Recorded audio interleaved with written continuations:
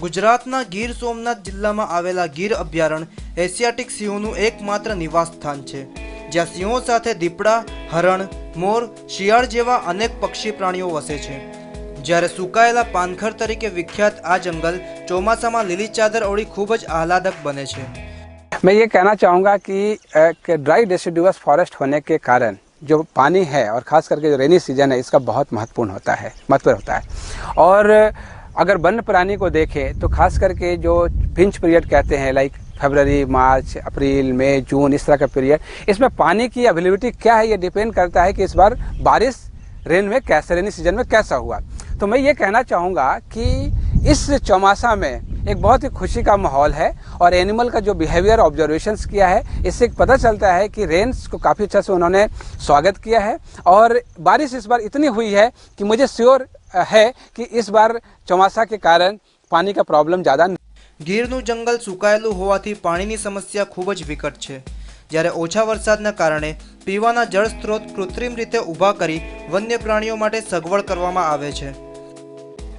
અત્રે ઉલ્લેખનીય છે કે આ જંગલમાં ચોમાસાનું વિશેષ મહત્વ છે। ચોમાસાનો વરસાદ જ નક્કી કરે કે આવનારી ઋતુઓ વન્ય પ્રાણીઓ માટે કેવી હશે।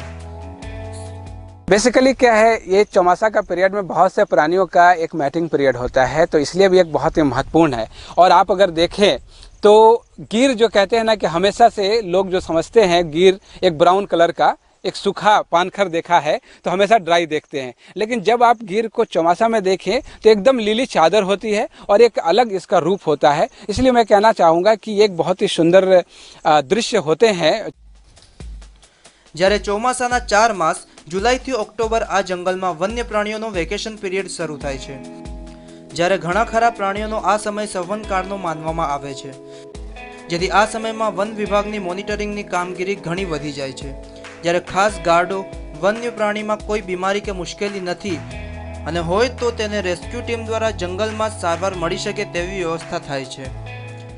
लेकिन सबसे महत्वपूर्ण जो मैं कहूँगा wild life point of view से वो ये महत्व रखता है कि अगर आप एनिमल की बिहेवियर देखें, जैसे समर सीजन में जहाँ पर 3, 4, 5 चीतल इकट्ठे दिखते हैं, आज अभी करीबन 100, 125, 150 चीतल का ग्रुप देखने को मिलता है। इसी प्रकार से जो दूसरे अदर जो वन्य प्राणी हैं उन सबके भी ग्रुपिंग में रिग्रुपिंग में एक बहुत ही महत्वपूर्ण होता है। सो चौमासा एक ऐसा ऋतु है जो अगर नबड़ा हो जाए तो शायद बाकी के जो 2 सीजन है एनिमल का एंजॉयमेंट शायद कम जाएगा, क्योंकि हर एक ऋतु का अपना महत्व होता है। जंगल में प्राणियों का एक अलग अलग सीजन्स होते हैं, लेकिन चौमासा कैसा है, बारिश कैसी हुई है, इस पर एक बहुत महत्व रखता है जी। अगर बहुत ज़्यादा बारिश हो जाए तो भी संकट है, अगर ना बारिश हो तो भी संकट है। तो इसलिए इस साल कम से कम खुशी की बात है कि करीबन 1000 से 1100 mm के आसपास में जो रेंज हुई है ये एक बहुत ही खुशी की बात है। ચોમાસામાં પ્રવાસીઓ આ નજારો માણી નથી શકતા, પણ કેમેરામાં કંડારાયેલા દ્રશ્યો જ આ કુદરતી સૌંદર્યનું આબેહૂબ વર્ણન બતાવે છે।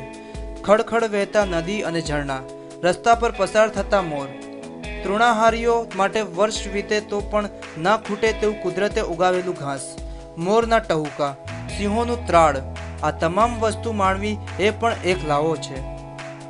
જો ચોમાસું નબળું હોય તો પ્રાણીઓ માટે ઉનાળા અને શિયાળાની સિઝન ચિંતાજનક હોય છે, પણ આ વર્ષે સાસણમાં મન ભરીને વરસેલા મેઘરાજા 1100 મિલીમીટર વરસી ચૂક્યા છે, ત્યારે હજુ પણ વરસાદી મોસમ ચાલુ જ છે, જે એક સારા સંકેત સમાન છે। પ્રાણીઓની વાત કરીએ તો એકાદ બેની સંખ્યામાં જોવા મળતા હરણો 100 થી 150ના ટોળામાં ભેગા થઈ વરસાદની ઋતુ માણી રહ્યા છે, જ્યારે લીલા પત્તા અને ઘાસ ખાતા વાંદરા હરણો માટે પણ ભરપૂર ખોરાકની સગવડ થઈ ગઈ છે। માંસાહારી જીવો અને પક્ષીઓ માટે પણ વરસાદ સારા સમાચાર લઈને આવ્યો છે, જ્યારે સિંહો તો વરસાદમાં ખૂબ જ ઘેલમાં હોય તેવું ભાસી રહ્યું છે। વેકેશનના અંતમાં મોટાભાગના પ્રાણીઓના બચ્ચાઓની કિલકારીઓ પણ સાસણ જંગલમાં ગુંજી ઉઠશે, ત્યારે સાસણ DCF ડૉક્ટર સંદીપ કુમારના મતે આ ચોમાસું ખૂબ જ સુંદર ચોમાસું કહી શકાય, જ્યારે આવનારા મોસમમાં પણ પાણીની સમસ્યાથી મુક્તિ મળશે તેવો વિશ્વાસ તેમણે વ્યક્ત કર્યો છે। ધ્રુવ જોશી, ન્યૂઝ ઓનલાઈન, ગીર સોમનાથ।